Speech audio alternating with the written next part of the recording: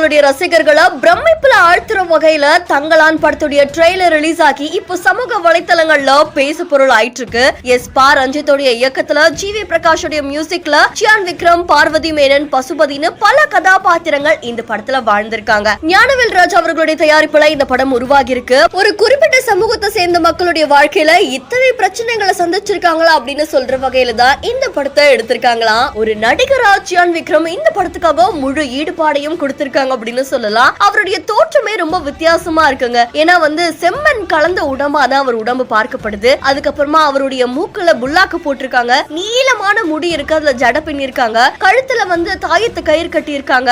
அது மட்டும் இல்லாம உடம்பு முழுக்க நிறைய காயங்கள் இருக்கு, நிறைய தழும்புகள் இருக்கு. ஒரு குறிப்பிட்ட சமூகத்தை சேர்ந்த மக்களுடைய வாழ்க்கை சுலபமானது கிடையாது அப்படின்னு உணர்த்துற வகையில தான் அவருடைய தோற்றமே அமைஞ்சிருக்கு. அவங்களுடைய வாழ்க்கையே மண்ணோட கலந்த மாதிரி தான் இருக்கு அப்படின்ற மாதிரி தான் இதுல காமிச்சிருக்காங்க. சோ ட்ரெய்லர் பார்க்கும் போதே நமக்கு ஓரளவுக்கு புரிஞ்சிருக்கும். ஆங்கிலேயர்கள் இங்க வராங்க, இங்க தங்கத்தை எடுக்கிறதுக்கு முயற்சி பண்றாங்க. அதுல இந்த குறிப்பிட்ட சமூகத்துடைய உதவியும் அவங்க நாடுறாங்க.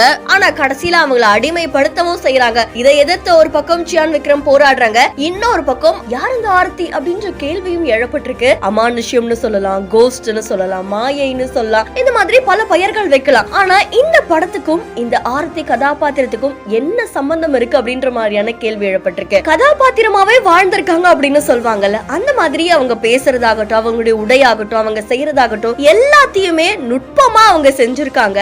சோ தமிழ் சினிமாக்கு ஒரு சிறப்பான படம் காத்திருக்கு அப்படின்ற மாதிரி தான் இந்த படத்துடைய ட்ரெய்லர் ரிலீஸ் ஆகிருக்கு. அண்ட் இந்த படத்துடைய ட்ரெய்லர் நீங்க பாத்துட்டீங்க அப்படின்னா தங்களான் உங்களை எந்த அளவுக்கு கவர்ந்திருக்கு அப்படின்றத மறக்காம கமெண்ட் பண்ணுங்க. தொடர்ந்து பல செய்திகளுக்கு ஃபாலோ பண்ணுங்க. ட்ரெய்லர்ல அதிகப்படியான வசனங்கள் இல்ல அப்படின்னாலுமே சாவுக்கு துணிஞ்சவனுக்கு மட்டும்தான் இங்க வாழ்க்கை அப்படின்னு சியான் விக்ரம் பேசுறது பலருடைய கவனத்தையுமே ஈர்த்திருக்கு.